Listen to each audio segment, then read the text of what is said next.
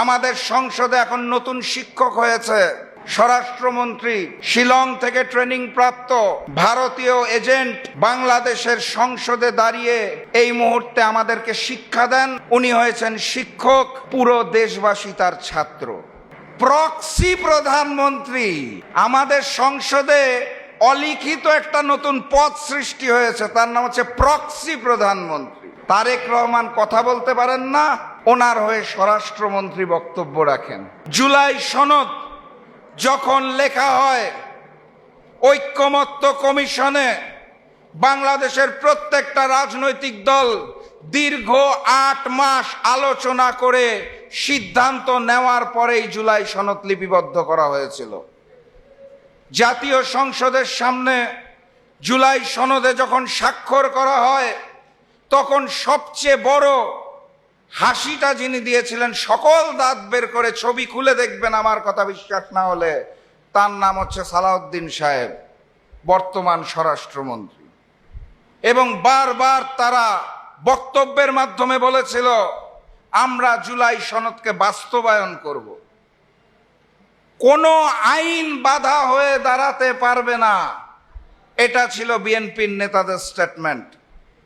ইতিহাস সাক্ষী, দেশের মানুষ সাক্ষী, সাংবাদিক ভাই বোনেরা সাক্ষী, সকল কিছু লিপিবদ্ধ আছে।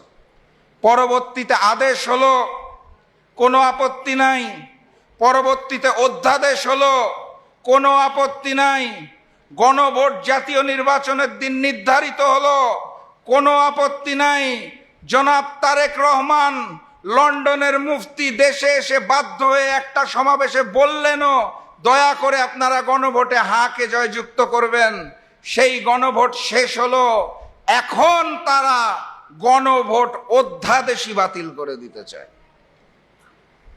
আমি ধরে নিলাম ম্যানেজ ভোটের মাধ্যমে বিএনপি যেই 50% ভোট পেয়েছে বা 51% পেয়েছে, ধরে নিলাম কথার কথা যুক্তির স্বার্থে যে এটাই সঠিক। যদি তাও সঠিক হয়ে থাকে, 50% ভোটের মালিক হয়ে 70% গণভোটের রায়কে আপনি অস্বীকার করেন, কোন দুঃসাহসে, কোন বেঈমানি করে, কোন মুনাফিকি করে বাংলার মানুষ মেনে নেবে না? সংগ্রামী সাথী এবং বন্ধুগণ, আপনারা শপথ গ্রহণের সেই দৃশ্যটা মনে থাকার কথা। ক্ষমতায় আরোহণ করেই ক্ষমতার জন্যে সংসদের সদস্য হিসেবে বিএনপির নেতারা সারিবদ্ধভাবে আনন্দের সাথে শপথ নিলেন। সংস্কার পরিষদ গঠনের শপথ নেওয়ার বেলায় তারা আর রাজি হলেন না।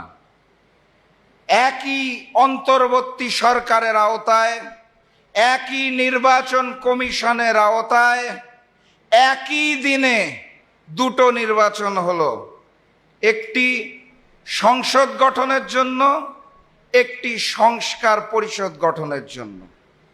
একই দিনে দুটো নির্বাচন হলে কিভাবে একটি হালাল হয় আর একটা হারাম হয়, এইটা আমার মতো মানুষের পক্ষে বোধগম্য হওয়া সম্ভব নয়।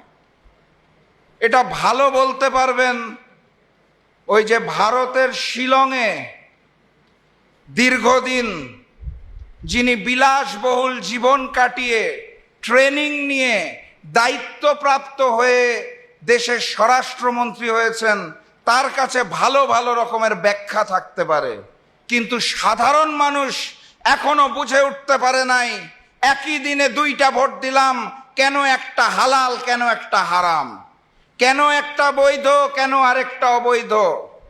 আমাদের সংসদে এখন নতুন শিক্ষক হয়েছে স্বরাষ্ট্রমন্ত্রী, শিলং থেকে ট্রেনিং প্রাপ্ত ভারতীয় এজেন্ট বাংলাদেশের সংসদে দাঁড়িয়ে এই মুহূর্তে আমাদেরকে শিক্ষা দেন।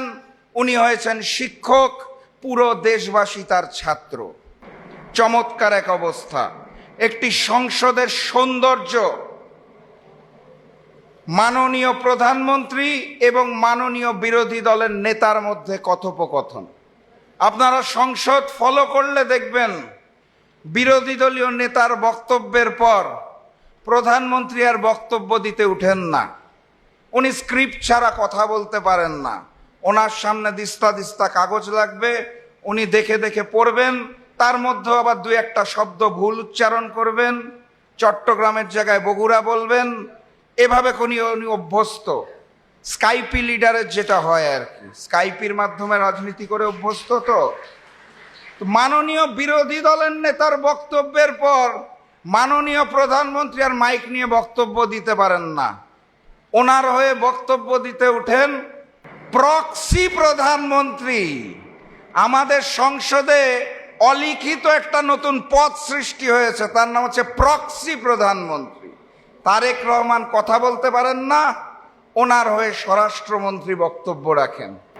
এরকম একটি বাংলাদেশ এবং এরকম একটি সংসদ আমরা দেখিও নাই, চাইও নাই, আশাও করি নাই। সেই 1971-এর পর থেকে লাল সবুজের পতাকা পেয়েছিলাম, নামকা ওয়াস্তে স্বাধীনতা পেয়েছিলাম, সার্বভৌমত্ব পাই নাই। ভারতের আধিপত্যবাদ আমাদের গ্রাস করে খেয়েছে। সামনের বাংলাদেশেও এই আধিপত্যবাদকে আমরা চাই না। সংগ্রামী সাথী এবং বন্ধুগণ, 5ই আগস্ট ফ্যাসিস্ট শেখ হাসিনা দেশ ছেড়ে তার নিজ মাতৃভূমি ভারতের দিল্লিতে পালিয়ে গেলেন, আপনারা সবই জানেন। তারপরে আমরা স্বপ্ন দেখেছিলাম, আমরা আশা করেছিলাম একটি নতুন বাংলাদেশ হবে, যেই বাংলাদেশে প্রকৃত স্বাধীনতা, প্রকৃত সার্বভৌমত্ব এবং প্রকৃত গণতন্ত্র পাব। খুব আশা নিয়েছিলাম, নতুন করে স্বপ্ন দেখেছিলাম। ফেব্রুয়ারি মাসের 12 তারিখ সেই স্বপ্নটাকে দুমড়ে মুচড়ে গুঁড়ো গুঁড়ো করে দেওয়া হয়েছে। একটি ম্যানেজ ভোট আয়োজন করা হয়েছিল। এখানে যারা প্রবীণ রয়েছেন তাদের মনে থাকার কথা, তরুণরা নাও চিনতে পারে, 2008 সালে একটা নির্বাচন হয়েছিল বাংলাদেশে।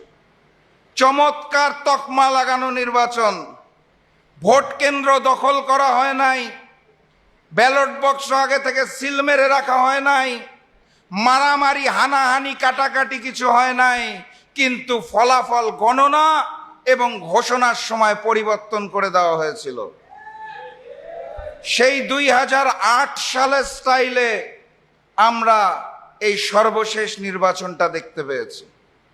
নির্বাচনের একদিন পরে নির্বাচন কমিশনে গিয়েছিলাম 11 দলের পক্ষ থেকে, বুঝার জন্য আপনাদের অনুভূতিটা কেমন।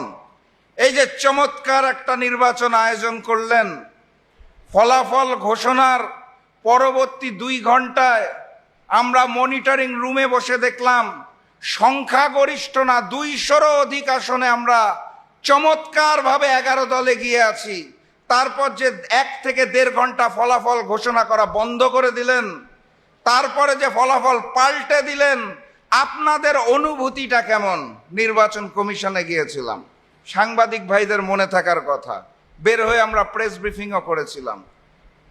তারা আমাদের উত্তর দিয়েছিল, একটা নির্বাচন হয়েছে দেখুন যেখানে একটাও খুন হয় নাই, বড় মাপের কোনো সংঘর্ষ হয় নাই, কোনো মারামারি হয় নাই। সেদিন মুচকি হেসেছিলাম, হেসে বলেছিলাম 2008-কে আরো পরিশুদ্ধ করে করবেন, সেটা আগে বললেই হতো, তাহলে আমরাও ওভাবে করে প্রস্তুতি রাখতাম। তো ওনারা এটার কোনো পাল্টা জবাব দিতে পারে নাই। বাস্তবতা হচ্ছে জনগণের যে ভোটের অধিকার, ভোট প্রদান করার অধিকার দেওয়া হয়েছে, এই আঙুলের মধ্যে কালো রং লেপন করা হয়েছে, কিন্তু সেই ফলাফলটাকে ঘোষণা করা হয় নাই। সেই ফলাফল যদি ঘোষণা করা হতো তাহলে আজকের এই ব্যানারে স্পষ্ট করে লেখা থাকতো ডাক্তার শফিকুর রহমান, মাননীয় প্রধানমন্ত্রী, বাংলাদেশ সরকার। এ কারণে আমাকে এখন বারবার বলতে হয়, জনতার প্রধানমন্ত্রী, জনগণের প্রধানমন্ত্রী ডাক্তার শফিকুর রহমান, কারণ তিনি প্রধানমন্ত্রী হয়েছেন সেটা কেড়ে নেওয়া হয়েছে।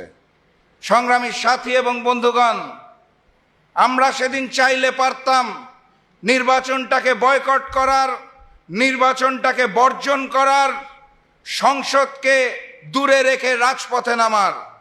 আমি বারবার আমার বক্তব্যে স্পষ্ট করার চেষ্টা করেছি, আবারও স্পষ্ট করে বলতে চাই, সেদিন আমরা নির্বাচনের ফলাফল মেনে নিয়েছিলাম, কারণ হচ্ছে সেদিন রাজপথে আন্দোলনে নামলে একটি জরুরি অবস্থা সৃষ্টি হতে পারত, একটা মহল সুযোগ নিতে পারত এবং সেই সুযোগে দেশে অস্থিরতা সৃষ্টি হতো।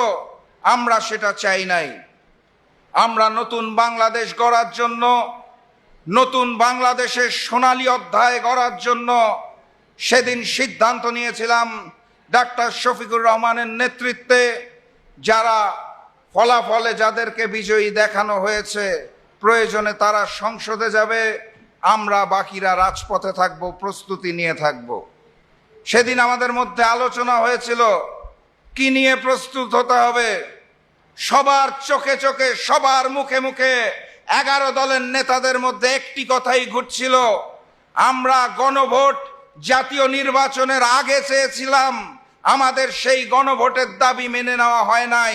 জাতীয় নির্বাচনের দিনই গণভোট আয়োজন করেছিল অন্তর্বর্তী সরকার, কারণ সেই সময় থেকেই আমরা বুঝতে পেরেছিলাম যদি কোনো কারণে বাংলাদেশ জাতীয়তাবাদী দল বিএনপি ক্ষমতায় আসে, তারা জুলাইকে অস্বীকার করবে, তারা জুলাইকে বিক্রি করবে, তারা ভারতীয় আধিপত্যবাদের সামনে মাথা নত করবে।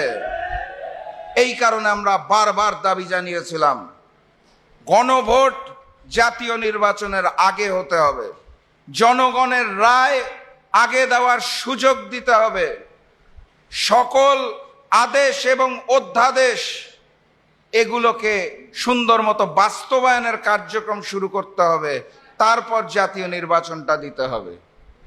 সে সময় আমাদের দাবি মেনে নেওয়া হয় নাই। তার ফলাফল আজকে আমরা দেখতে পাচ্ছি।